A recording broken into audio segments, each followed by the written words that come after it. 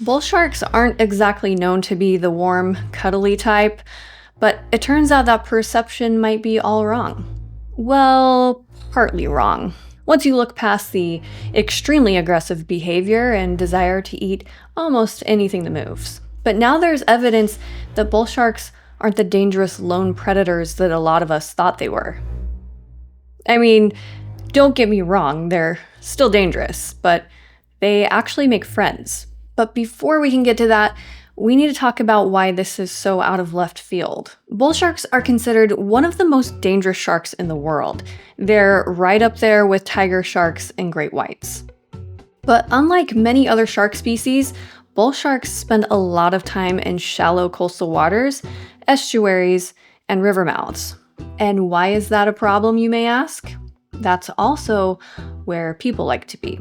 Bull sharks have been documented 2,500 miles up the Amazon River, and they've even been found in Lake Nicaragua, which is a freshwater lake. One thing that makes bull sharks so unique is their ability to regulate the salt content of their bodies, which makes it possible for them to live in a wide variety of environments, including the ocean or a freshwater lake. And if you're one of my stateside friends, you may think you're perfectly safe, but boy, do I have news for you.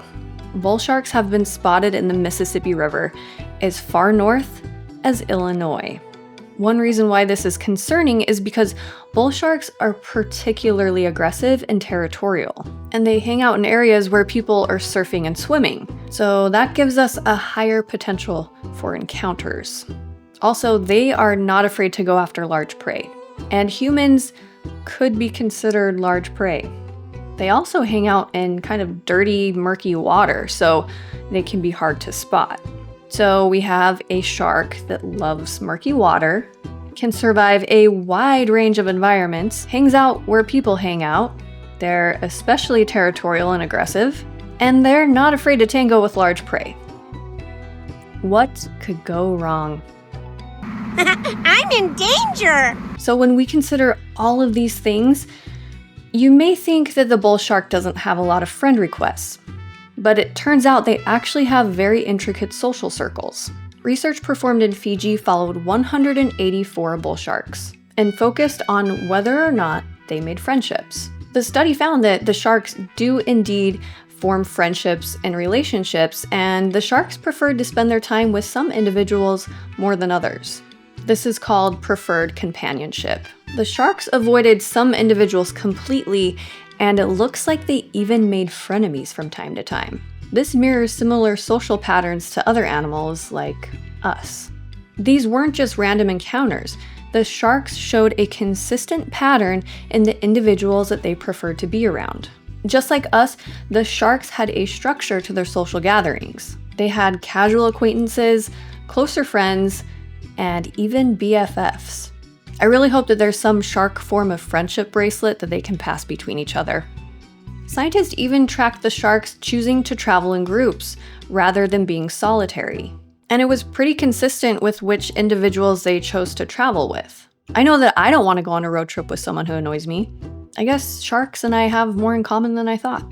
These patterns that scientists tracked, they went across multiple years. Just like humans, sharks had a central group of friends with a more peripheral group of looser relationships. But sharks don't have relationships with just other sharks. They interact with other sea life without turning them into a meal too. Small fish called wrasses remove parasites, dead skin, and mucus from large animals like dolphins, sea turtles, and sharks. They set up cleaning stations on coral reefs, kind of like an underwater car wash for predators, I guess. And the sharks stop by for a little detail work. Along with removing things from their skin, the wrasses will actually go in the shark's mouth and clean between their teeth. Talk about trust. The fish get a meal out of it, and the sharks get rid of harmful hitchhikers. Because the fish are doing them a favor, the sharks don't try to eat the wrasses. Except occasionally. On accident. It could happen to anyone. Pilot fish have a similar relationship to sharks. They remove parasites and they clean up the leftovers after the sharks have had a meal. The fish get dinner and a bodyguard that no one wants to mess with. And the shark reaps the health benefits. And it doesn't just stop with sea creatures. Sharks have even formed friendships with humans. Scuba diver Jim Abernethy formed a friendship with a 15-foot tiger shark named Emma. When she sees Jim, she gives him a gentle headbutt and allows him to pet her. He's gained her trust so much that she's even allowed him to remove several fish hooks from her mouth. I'm not saying you should go out and pet a random shark, but this study and anecdotal evidence suggests that maybe sharks aren't as solitary and terrifying as we all once thought. Most documented shark bites seem to be a case of mistaken identity. We're really not their preferred food, and we're too big to be a real temptation to most shark species.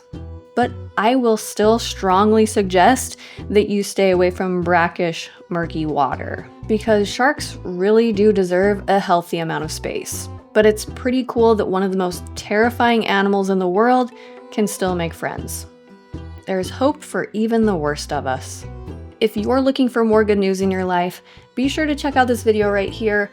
And if you enjoyed this video, please give it a like and consider subscribing so we can ignore all the bad news together.